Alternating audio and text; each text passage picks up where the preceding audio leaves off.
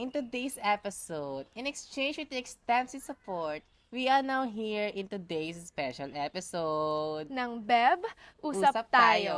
Wherein obvious naman, since ni-request nyo to, for the first time in history, we are now on live and we will just let our creative juices flow. At hep, that doesn't stop there. We will pick out some of your comments to talk about, or kung bongga, we will grant your wishes. Yes! Hi, I am so excited to start this kasi ang dami nang nagko-comment. Oh, hindi sila maghintay, oh.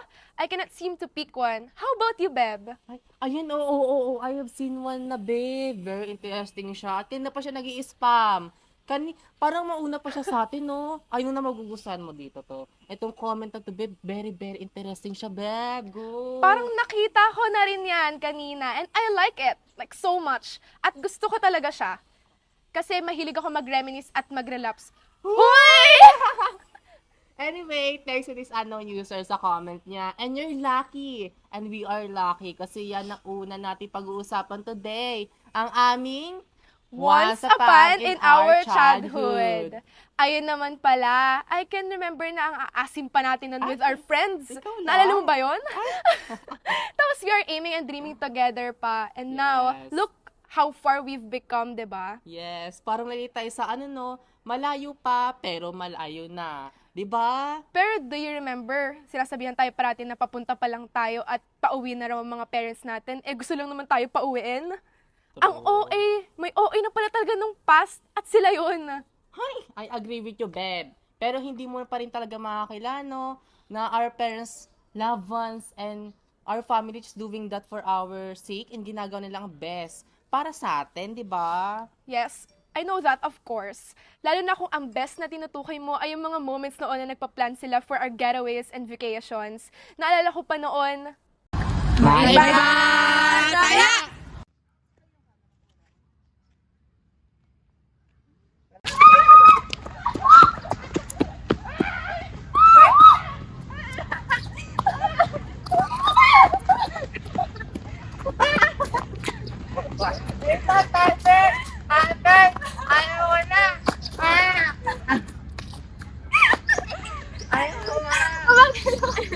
Nakakatakot si Justin.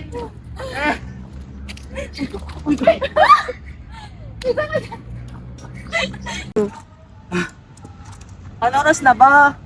Wala na tayo relo eh. Hindi naman tayo nahanap, 'di ba? Hindi pa naman yun at hindi pa naman madilim eh. Tsaka sisigawan tayo nun ni na mama at tita. Tsaka nandito lang tayo sa bakuran, oh. Magkakalapit naman tayo, eh. Tara, laro pa tayo. Mamaya na ulit. Kwentuhan muna tayo habang nagpapahinga. Bili tayo ng Frosty at hati-hati dun. Siyempre, nilibre tayo ni Justin kasi lagi siyang taya. Magduduya nyo kasi. Pero, basta. Pero ang pagkukwentuhan natin yung mga pinaka-memorable na pinuntahan nyo. Kasi di ba, bakasyon na natin. Sa akin, Nueva Ecija. Narinig niyo na ba yung salitang taong putik? Ito daw yung mud, miracles, and devotion sa may Nueva Ecija ng Aliaga. Nasaksihan ko nga mismo yung kaganapan sa lalawigan ng Aliaga sa Nueva Ecija na sa tuwing Biyernes Santo daw, ang mga tao, karamihan doon, ang mga kalalakihan ay nagbibihis daw tapos nagpapahid ng putik sa mga katawan nila. Noong unang nasaksihan ko nga yun, sa aking mga kaanak, natakot pa ako eh. Kasi wala akong kaalaman at ideya pa sa mga ginagawa nila. Pero, nung tinanong ko naman yung mga tao na nakatira roon, dun ko nakita na uri daw pala yun ng kapistahan na kung saan nakaugalian na ng mga tao sa lugar yung gawain na daw na yun. Ito raw yung tinatawag nila na Taong Putik Festival. Tapos, ang pangunahing dahilan daw ng pagdiriwang na ito ay ang pagpapakita ng tao ng kanilang mga debosyon at nagbibigay pugay sa Panginoon. Ukol sa mga pangyayaring bahagi ng Kristiyanong pananampalataya. Actually, that's interesting and thanks to you. Pero ayun, may gusto lang ako share about sa Pulilan, Bulacan. Pero yun, yung memorable sa akin is yung Kneeling Carabao Festival sa lugar nito. It is celebrated on every 14th of May and it is one of the most unique festivals held in the province of Bulacan. Even nearby provinces participate in this 2-day celebration. Parang as a sign of thanksgiving and honor to the patron of the farmers for a bountiful harvest, the Carabao owners use hand gestures to make the Carabaos kneel in front of the San Isidro Labrador Parish Church. Ayun, sobrang ganda at sacred ng church na yun. Hi! Nakakainis kayo. Hindi ko naman kasi alam yung mga shinare ninyo eh. But it is nice to know all of those. I will tell Mama and Papa to go there sometime, especially sa susunod na bakasyon. But now, I want you to be familiar with our province rin. Alam ninyo ba ang Masbate? Hindi no, kasi maraming nag-aakala na probinsya lang siya.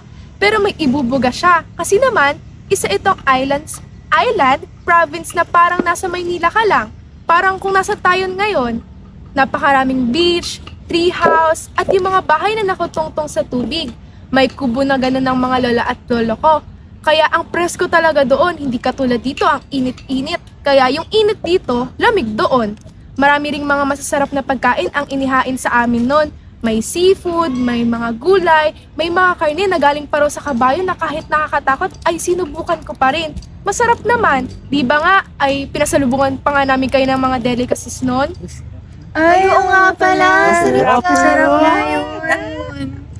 Knowing all those local provinces, gusto ko namang i-share yung poblasyon Makati City.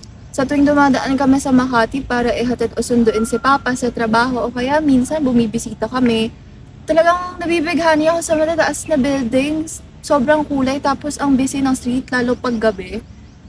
Nakita ko yung Makati as a central business district, shopping haven, expensive tsaka modernized place with a very lively nightlife, especially sa poblasyon.